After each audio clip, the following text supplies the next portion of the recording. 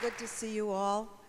The audience goes all the way up to the top. I'm going to jump right in, no preliminaries, because we're going to make some news today. Nancy, you're the lawyer. Can you tell us your reaction to President Trump supporting Bill O'Reilly in his sexual harassment situation? During Sexual Harassment Awareness Month, the President of the United States just called a bunch of women liars. And that's designed to shut us up. That's the whole goal. Last night we saw Milk with that wonderful song about quiet, but we're not going to be quiet anymore.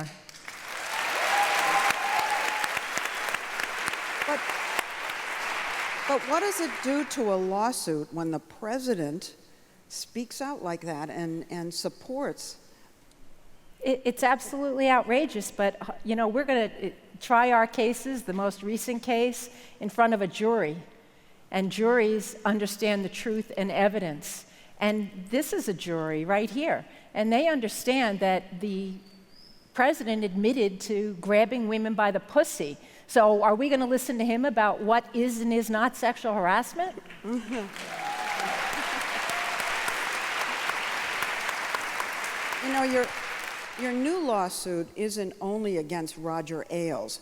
You seem to be going after the culture at Fox News.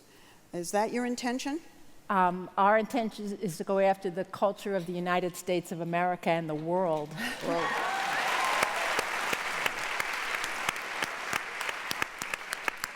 you know, thanks to Gretchen's lawsuit, Roger Ailes left, and at that time, Fox seemed to be telling us that the boys will be boys atmosphere is over. And now we keep having more lawsuits. Right. What does it take to change an environment like that? Well, it takes getting rid of the people who enabled it.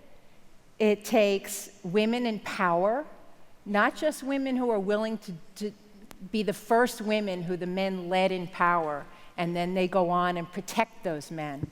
It takes real women in power, and I mean in the state houses, in our Congress, in our boardrooms. Until we really take our power, we are not going to change this.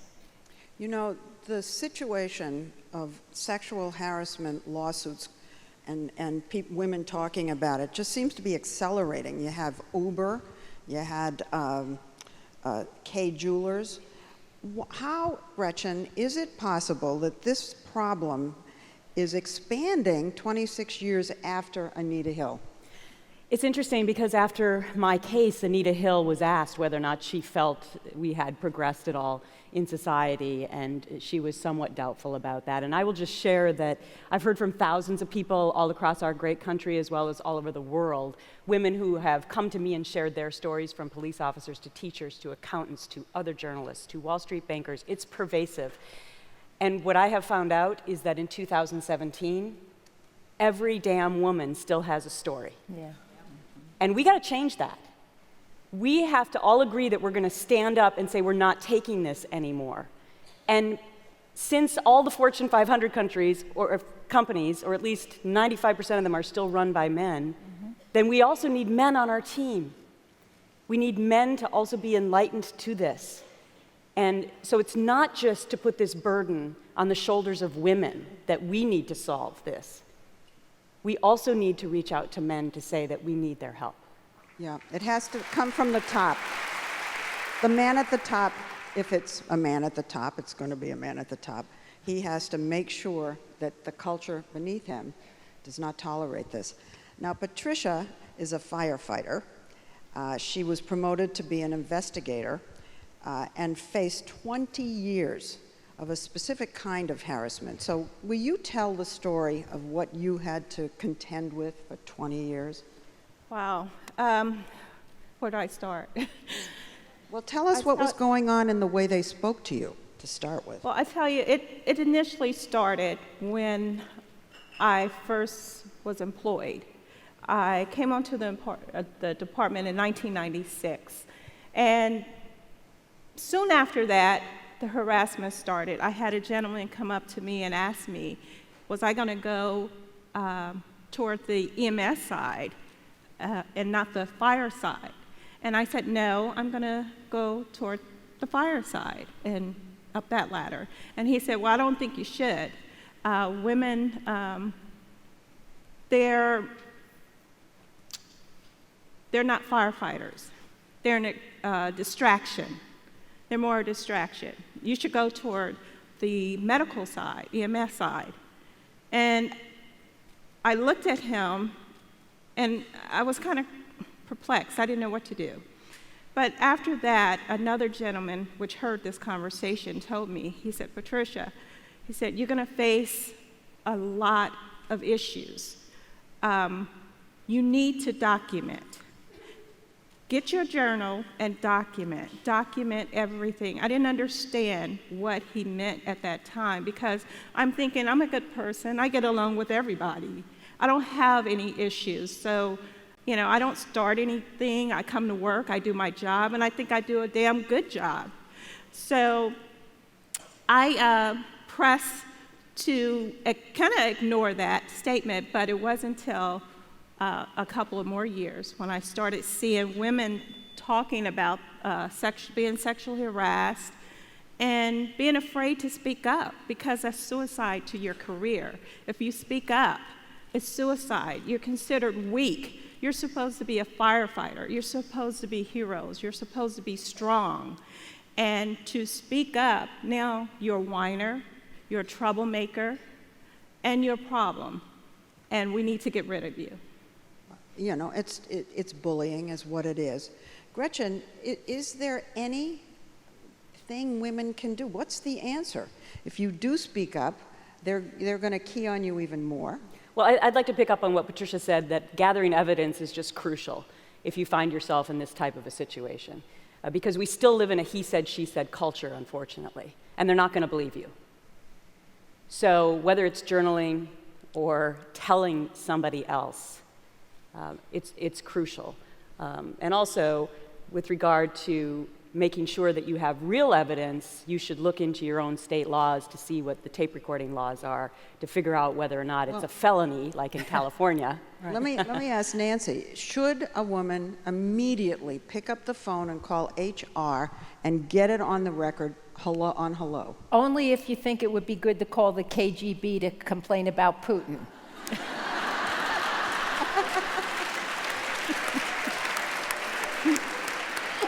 HR is not your friend. HR will not help you. The first call you make is to an attorney. You need to know whether you can tape record. You need to know whether you can tape record in your state. Imagine that states have laws that you are not allowed to tape record a conversation in which you are a party. We're not talking about leaving a recording somewhere. We're talking about tape recording a man harassing you. In many states, you can go to jail for that. So you need to find that out. Not in New York, not in New Jersey, for those who are local, Yes, in Connecticut. Yeah, yes, Not in in Virginia. Connecticut. So you need to find out what the laws are. Unfortunately, also, the laws are different in every state. We have a national law, Title VII of the Civil Rights Act of 1964. Women were added to that law where we were trying to have a civil rights movement for African Americans as a joke. And it ended up passing. So that law has just been developing, but its federal courts are making it very difficult. Since Ronald Reagan started appointing federal judges, they have contracted the rights of women in federal courts. So many states have enacted their own laws. Unfortunately for Patricia, many southern states like Virginia, where she lives, have not. But New York City has a great law, Massachusetts, California, New Jersey. So the first thing you have to do is call a lawyer and find out what your rights are. Is that the only way to put an end to sexual harassment is a lawsuit? And I'm not even sure if you file a lawsuit, it puts an end to it, as we saw at Fox. Well, one of the other big things that I want to make sure that everyone knows about is something that I've been fighting now with regard to advocacy since my whole case, which is forced arbitration clauses that are pervasive in employment contracts now. I bet if I asked you to raise your hands, do you know if you've signed an employment contract, if you have an arbitration clause in it? No. Okay, because this has become pervasive. Even when you sign up for cell phone service or, to watch a movie, you're signing away. We don't even think about it. We just click I agree and move on. And they're also in employment contracts. And what that means is that any work dispute that you've given up your Seventh Amendment right to go in front of an open jury process. You will go to a secret proceeding called forced arbitration. And nobody will ever hear about what happened to you. Now, Gretchen, the reason I'm not asking you specifically about Fox is because you cannot talk about what happened to you, the suit, or any part of it. And Nancy, why is that? That's because when you settle a lawsuit, which is an effort to move on with your life, Gretchen didn't want to spend her entire life fighting Fox News, and we thought that we had actually changed things this summer. The whole nation and world was talking about sexual harassment in a new way. Roger Ailes was fired from Fox News. We thought this was a new beginning. With a $40 million exit package. And then Don't leave Donald that Trump out. got elected. But yeah, you have to bring lawsuits, but the mandatory arbitration is a way to shut us up, and secret confidential settlements is a way to shut us up. And we need to fight that, all of us. We need to have laws against it. And we need to get women in legislatures to pass those laws. Leslie, you mentioned that is that the only route to go? Yeah. The lawsuit. Let me just say, in my experience, now I've taken classes, I've listened and read articles, heard articles about how to stop sexual harassment. Okay, so in my opinion, there's three elements.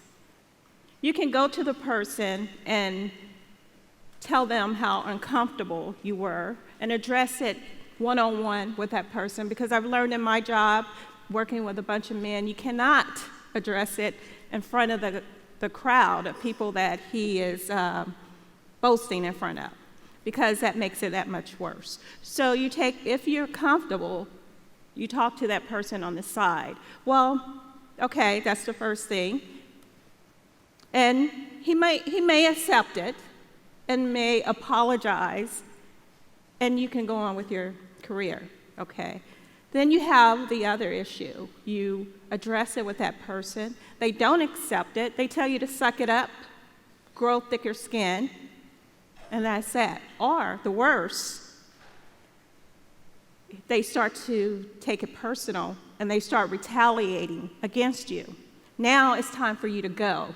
You can't accept being harassed. It's time for you to leave. So you have to be prepared for any of those three options.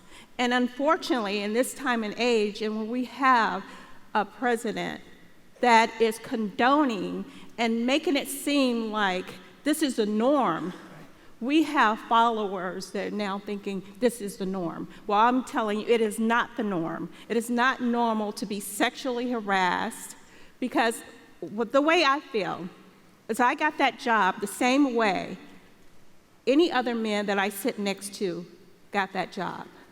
I took a work performance test, I took practicals, I took written exams. I do not deserve to come to work and be harassed. And you also don't deserve to have to leave your job because Right. you are harassed, which is what happens to us. And Right. it was also suggested to us that this doesn't happen to strong women. Right. And that they should just change careers.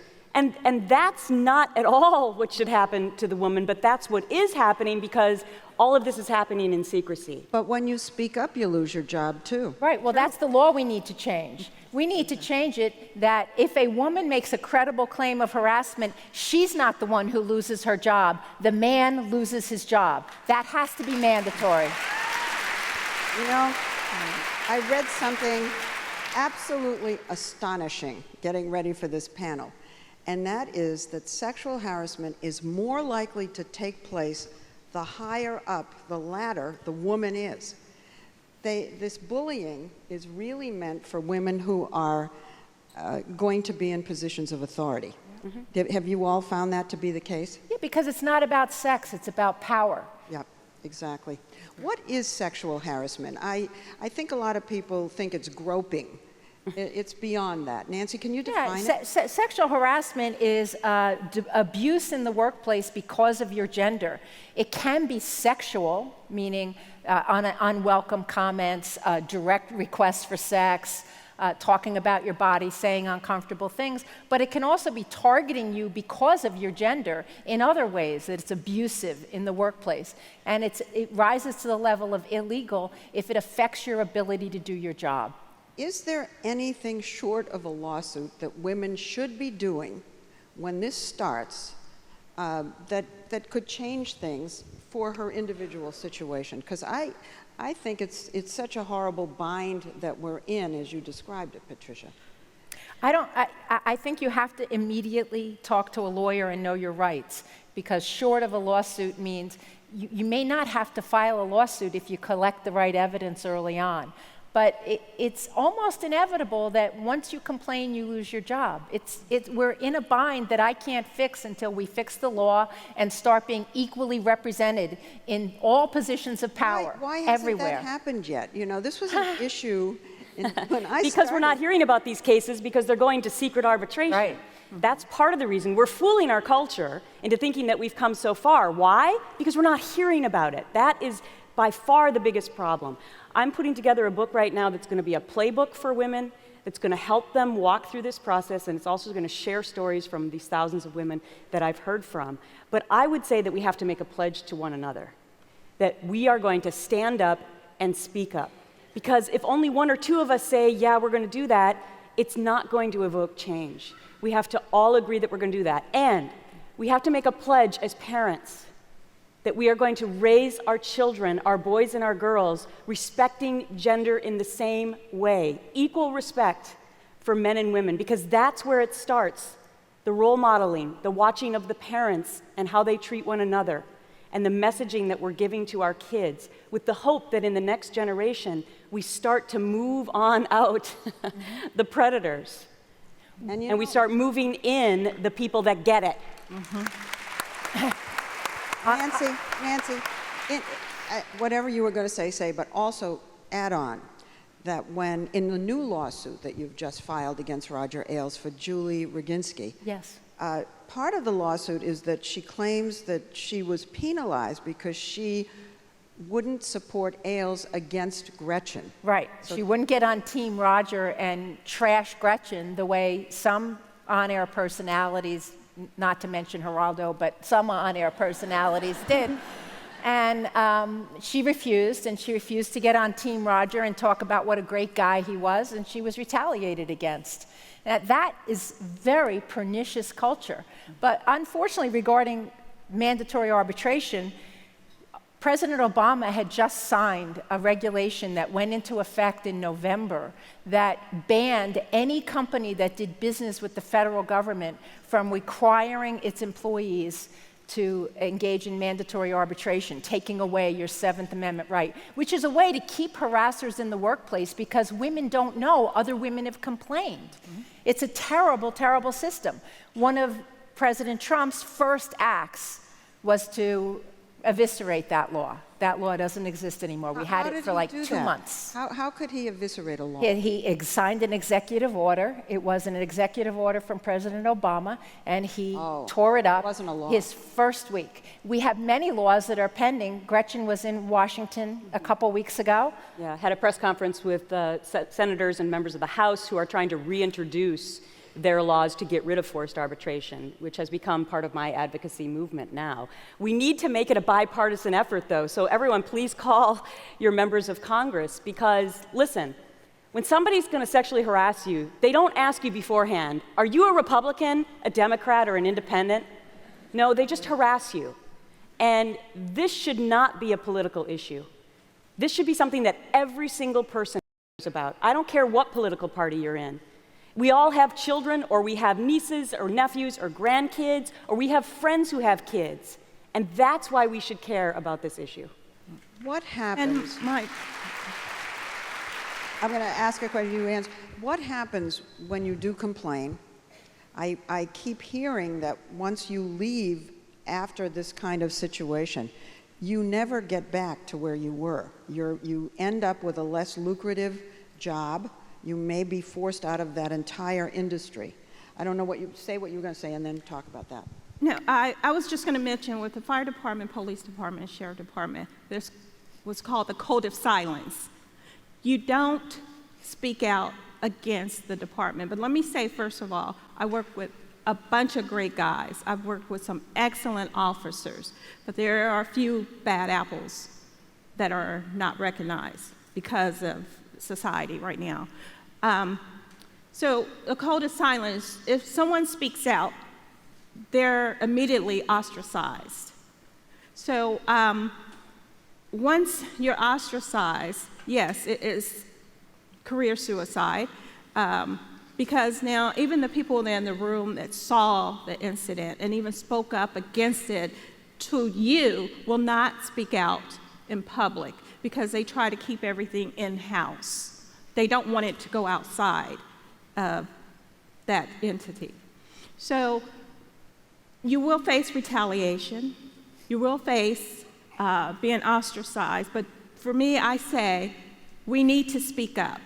We need more people to speak up. We need more women to speak up, because if we don't, we're going to continue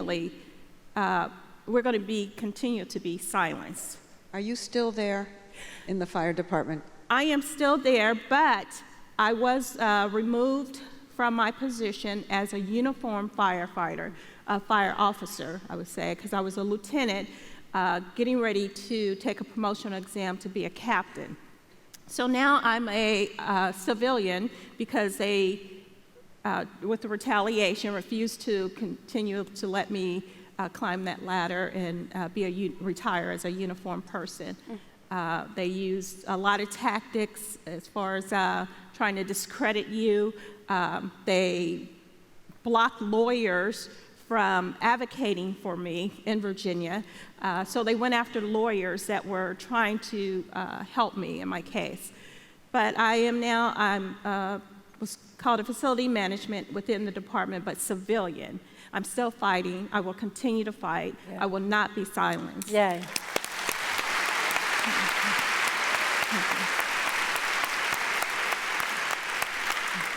Gretchen, talk about that issue. Once you leave, what happens?